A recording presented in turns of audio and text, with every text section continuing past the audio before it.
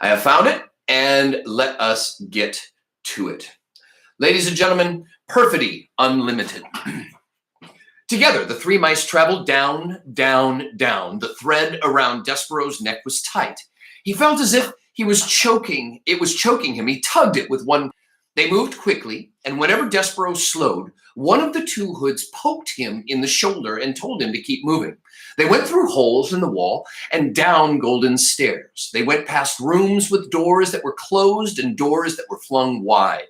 The three mice traveled across marble floors and under heavy velvet drapes. They moved through warm patches of sunlight and dark pools of shade. This, thought Despereaux, was the world he was leaving behind, the world that he knew and loved. And somewhere in it, the Princess P was laughing and smiling and clapping her hands to music, unaware of Despereaux's fate, that he would not be able to let the princess know what had become of him, seemed suddenly unbearable to the mouse. Would it be possible for me to have a last word with the princess? Despereaux asked. A word? The second hood said. You want a word with a human? I want to tell her what has happened to me. Jeez, said the first hood. He stopped and stamped a paw on the floor in frustration. Cripes! You can't learn, can you? The voice was terribly familiar to Despereaux. Furlough, he said. What?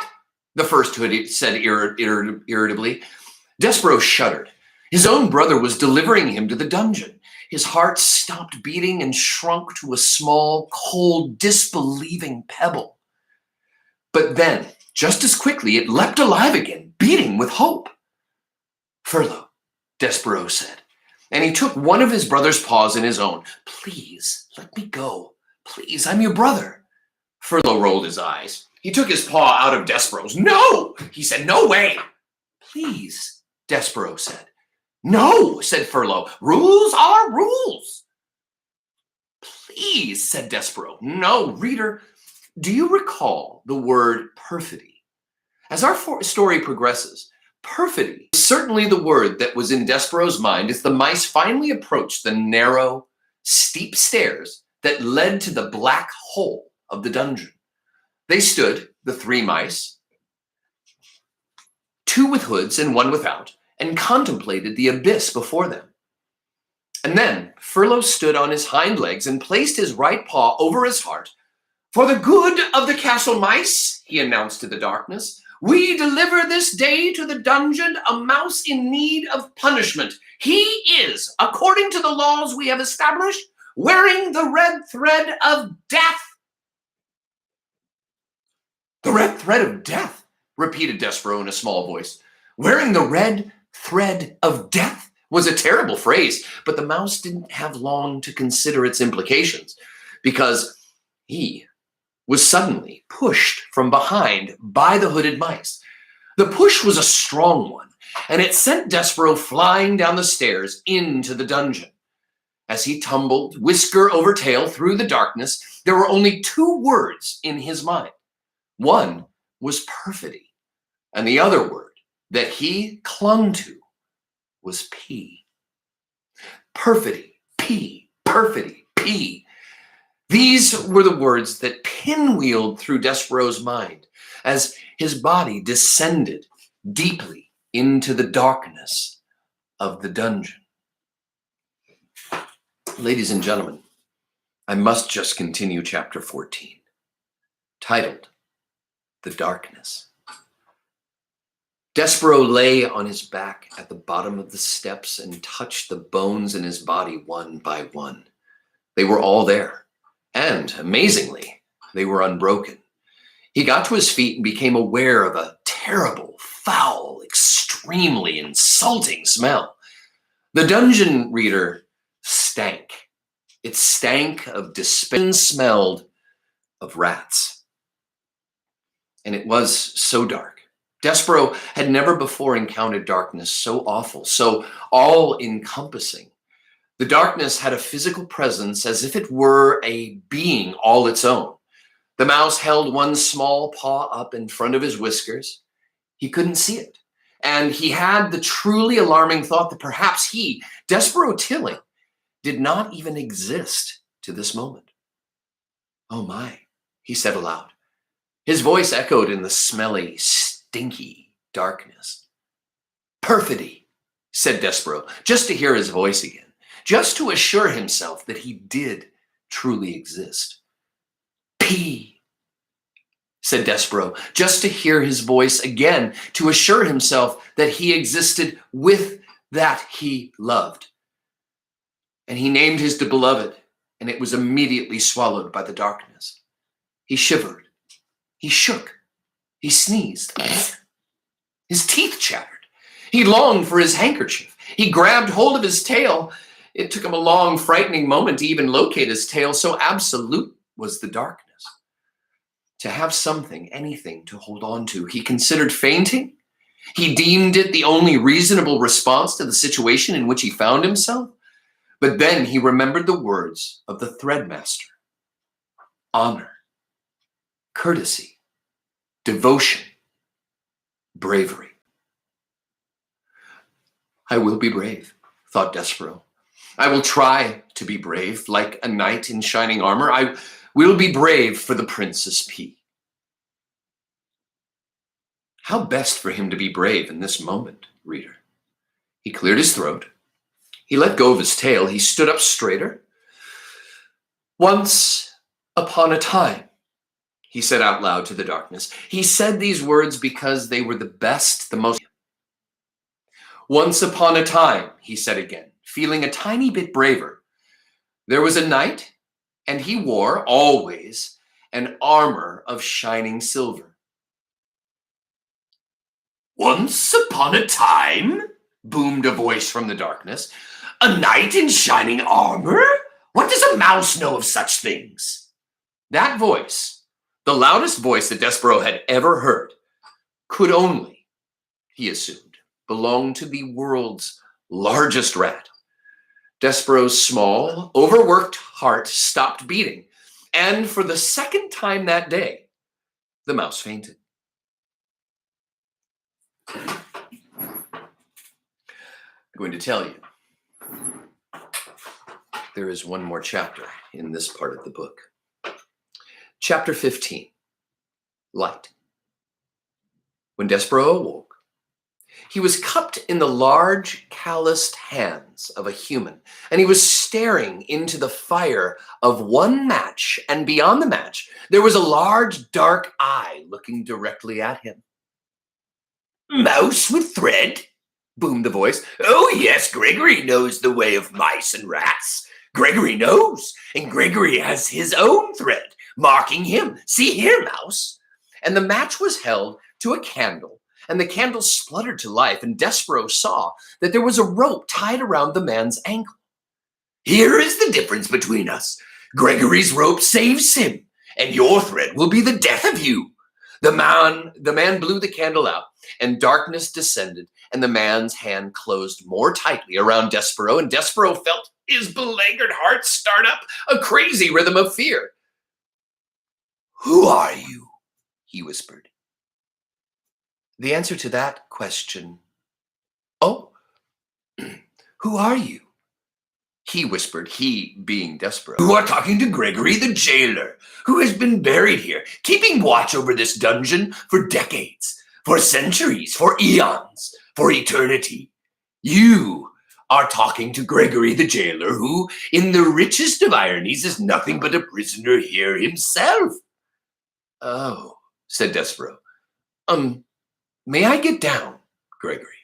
The mouse wants to know if Gregory the jailer will let him go. Listen to Gregory, mouse. You do not want to be let go. Here, in this dungeon, you are in the treacherous dark heart of the world. And if Gregory was to release you in the twistings and turnings and dead ends of false doorways of this place, would swallow you for eternity.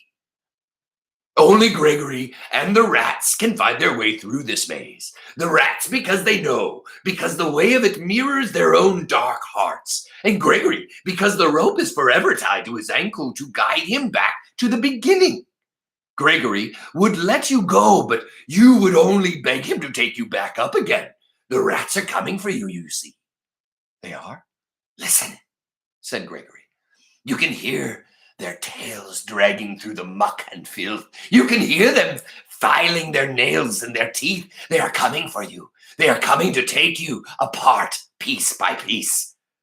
Despereaux listened, and he was quite certain that he heard the nails and teeth of the rats, the sound of sharp things being made sharper still. They will strip all the fur from your flesh and all the flesh from your bones. When they are done with you, there will be nothing left except red thread and bones. Gregory has seen it many times, the tragic end of a mouse. But I need to live, said Despereaux. I can't die. You cannot die. Ha ha, that is lovely. He says he cannot die. Gregory closed his hand more tightly around Despereaux. And why would that? Because I'm in love. I love somebody, and it's my duty to serve her. Love, said Gregory. Love, hark you. I will show you the twisted results of love. Another match was struck. The candle was lit again, and Gregory held it up so that its flame illuminated a massive, towering, teetering pile of spoons and kettles and soup bowls. Look on that mouse, said Gregory. That is a momentum monument to the foolishness of love.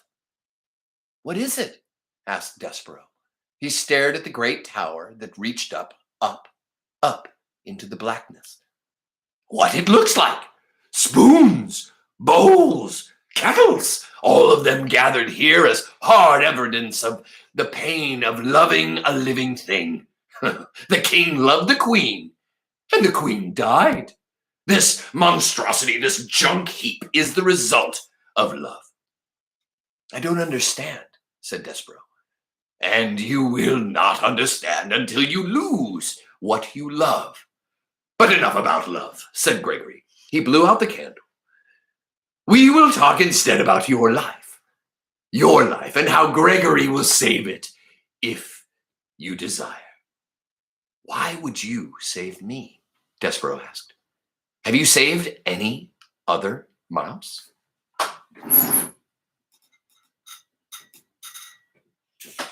Never, said Gregory. Not one. Why would you save me then? Because you, mouse, can tell Gregory a story. Stories are light. Light is precious in a world so dark. Begin at the beginning. Tell Gregory a story. Make some light. And because Despereaux wanted very much to live, he said, what did he say?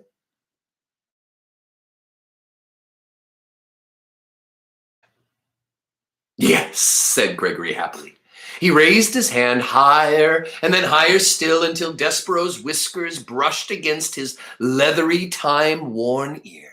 Go on, mouse, said Gregory. Tell Gregory a story. And it was in this way that Despereaux became the only mouse sent to the dungeon whom the rats did not reduce to a pile of bones and a piece of red thread. It was in this way that Despereaux was saved. Reader, if you don't mind, that is where we're going to leave our small mouse for now. In the dark of the dungeon, in the hand of an old jailer named Gregory, telling a story to save himself. It is time for us to turn our attention elsewhere. Time for us, reader, to speak of rats, and of one rat in particular. Now, ladies and gentlemen, I am going to pause for a brief moment because this is the end of the first book of the Tale of Despereaux. Now, I need to ask you a very important question. We have been reading now for 17 minutes, and we are currently in a situation in which we could read 2 more chapters. Would you like me to continue to read? You have 10 seconds to respond. 10, 9, 8, 7, 6, 5, 4, 3, 2, 1.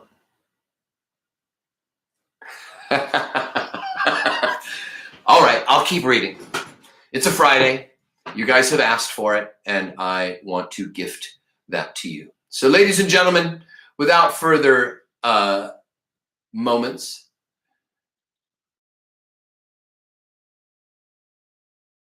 the second book, that is.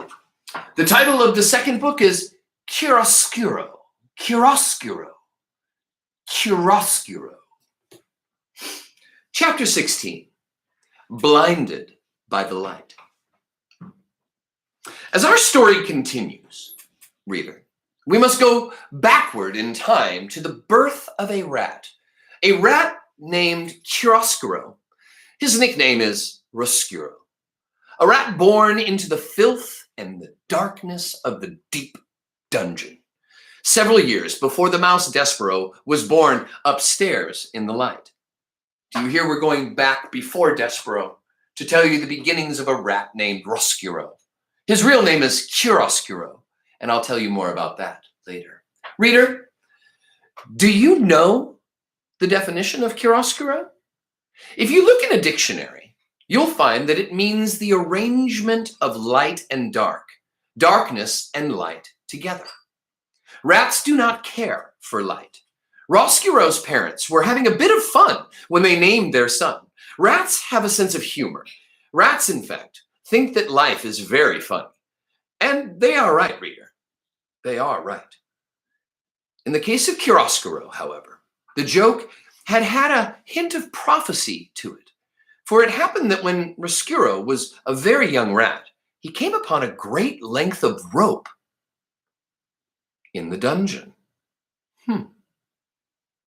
Remember that rope? Who has rope tied around their leg? Gregory? Ah, what have we here? Said Roscuro. Being a rat, he immediately began to nibble at the rope. Stop that! Boomed a voice, and a great hand came out of the darkness, picked up the rat by the tail, and held him suspended upside down. Were you nibbling on Gregory's rope, rat? Upside down, he was still a rat. You smart alecky rat. You smart alecky rat nibbling on Gregory's rope. Gregory will teach you to mess with his rope. And keeping Roscuro upside down, Gregory lit a match with the nail of his thumb and then held the brilliant flame right at Chiaroscuro's face. Ah! Said Roscuro. He pulled his head back away from the light, but alas, he did not close his eyes, and the flame exploded around him and danced inside him. Has no one told you the rules? Said Gregory. What rules? Gregory's rope, rat, is off limits to you. So, apologize for chewing on Gregory's rope. I will not, said Roscuro. Apologize? No. Filthy rat, said Gregory. You black-souled thing. Gregory has had it with you rats. He held the match closer to Roscuro's face, and a terrible smell of burnt whiskers rose up around the jailer and the rat. And then the match went out, and Gregory released Roscuro's tail. He flung him back into the darkness. Don't ever touch Gregory's rope again, or you will be sorry. Roscuro sat on the dungeon floor. The whiskers on the left side of his face were gone. His heart was beating hard, and though the light from the match had disappeared, it danced still before the rat's eyes, even when he closed them. Light, he said aloud, and then he whispered the word again, light. From that moment forward, Roscuro showed an abnormal, inordinate interest in illumination of all sorts. He was always in the darkness of the dungeon, on the lookout for light, the smallest glimmer, the tiniest shimmer. His rat soul longed inexplicably for it. He began to think that light was the little of it to be had.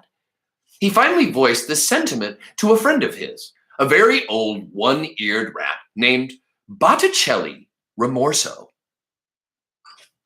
I think, said Roscuro, that the meaning of life is light. Light, said Botticelli. You kill me. Light has nothing to do with it. What does it all mean then? Asked Roscuro.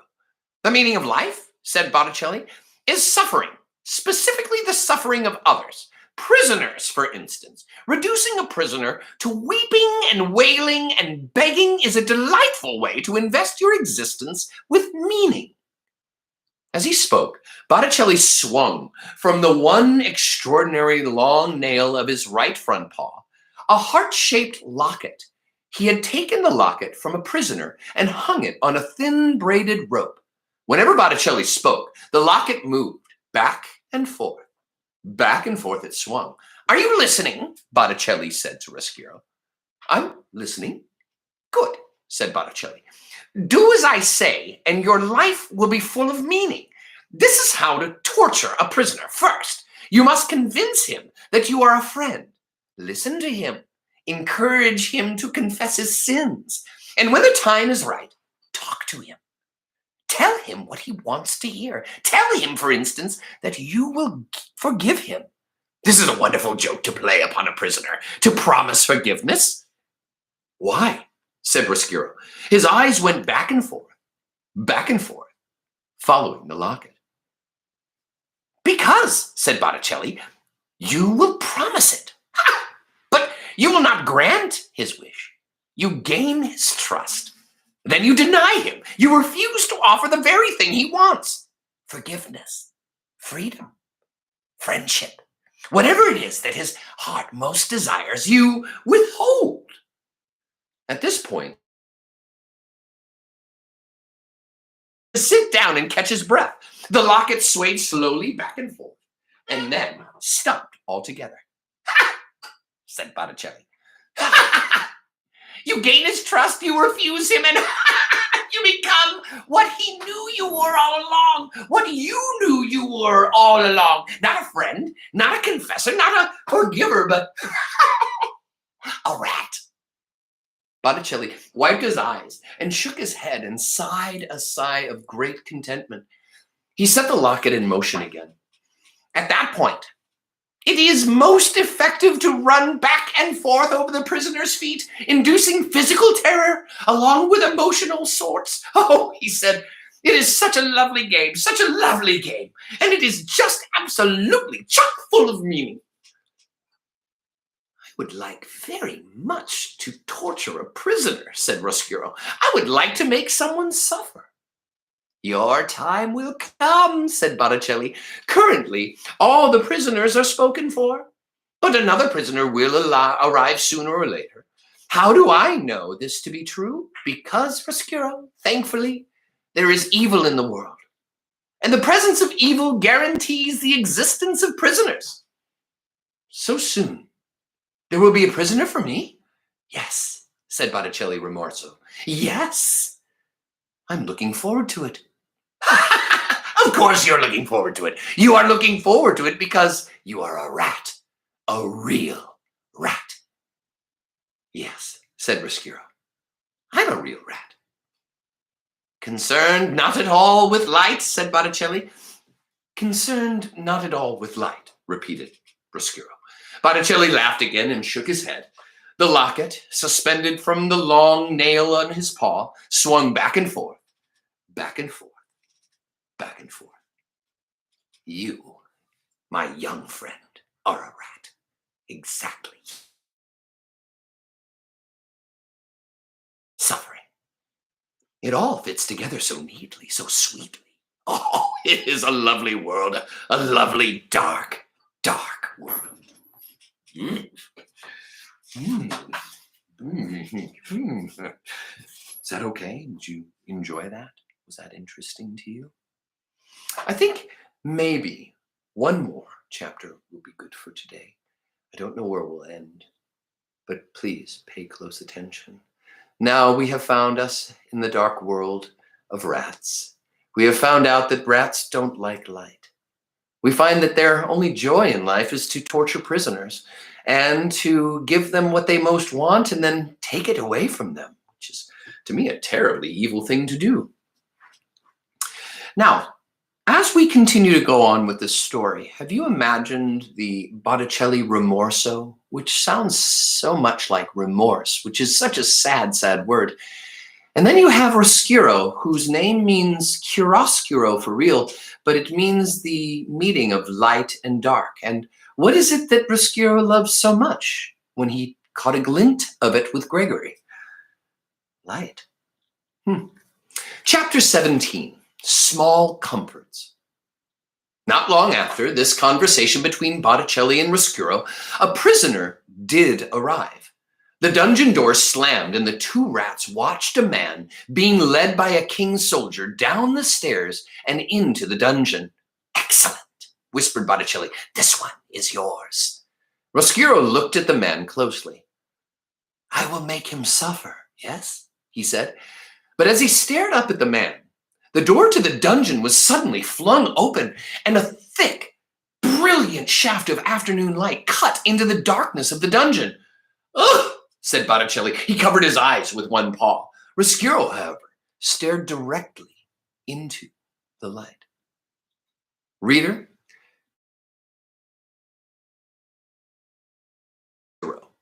meaning the relationship between light and dark, did not look away. He let the light from the upstairs world enter him and fill him. He gasped aloud with the wonder of it.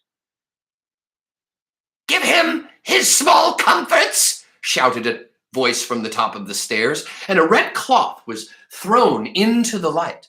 The cloth hung suspended for a brief moment, bright red and glowing, and then the door was slammed shut, and the light disappeared, and the cloth fell to the floor.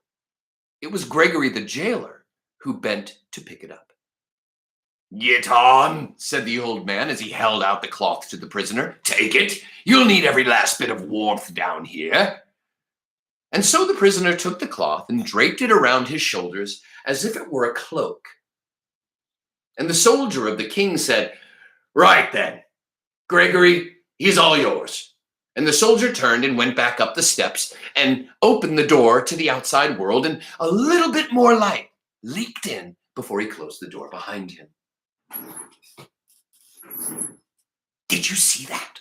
Roscuro said to Botticelli. "Hideously ugly," said Botticelli. "Ridiculous. What can they possibly mean by letting all that light in at once? Don't they know that this is a dungeon?" "It was beautiful," said Roscuro. "No," said Botticelli. "No." He looked at Roscuro intently. "Not beautiful, no. I must see more light. I must see all of it," said Roscuro. "I must go upstairs." Botticelli sighed. "Who cares about the light? Your obsession with it is tiresome. Listen, we are rats. Rats. We do not like light. We are about darkness. We are about suffering." "But," said Roscuro, "upstairs." "No buts," said Botticelli. "No buts. None. Rats do not go upstairs. Upstairs is the domain of mice." He took, swinging it back and forth. "Is this rope made of?" "Whiskers?" "The whiskers of whom?" "Mice."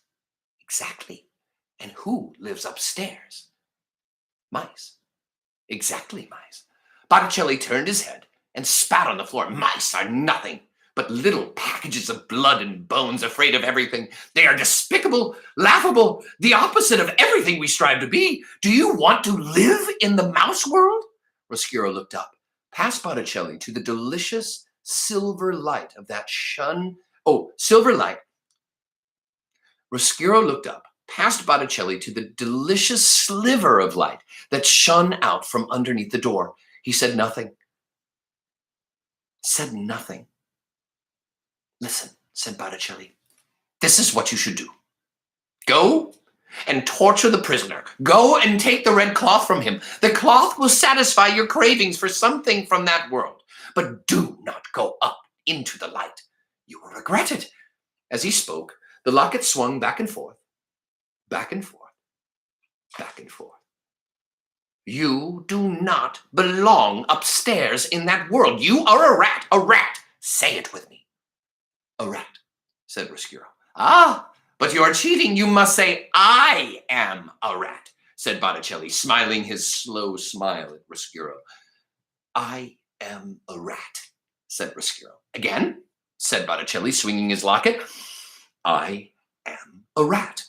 "Exactly," said Botticelli. A rat is a rat is a rat. End of story. World without end. Amen. Yes, said Brusquero.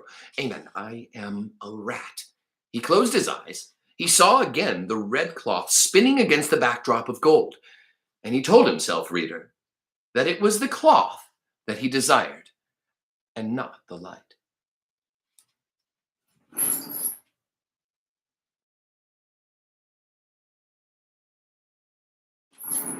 Been introduced to the setting of the dungeon.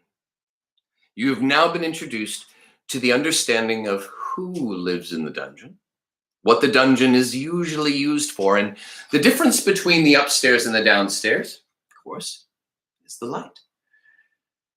Now, one of our mice has been sent down into the dungeon, has met Gregory the jailer.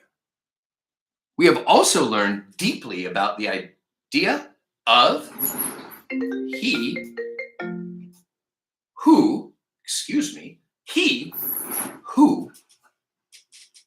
was born into darkness, who has been inspired by light, and who has been given his first prisoner. What does that prisoner have wrapped around his shoulders? A small comfort. What color is that small comfort, and what is it? I guess you'll have to come back on Monday to find out. Ladies and gentlemen, I apologize for the technical difficulties. I greatly appreciate the patience, and I hope that I did not disappoint. I hope the story itself was a great adventure. I hope you take these into your dreams and into your weekend. And without further ado, I love you. I have things to do myself. Now, have a great weekend. Love on somebody that you care for dramatically. Run around barefoot. Go play. Experience light and darkness. And get out of here.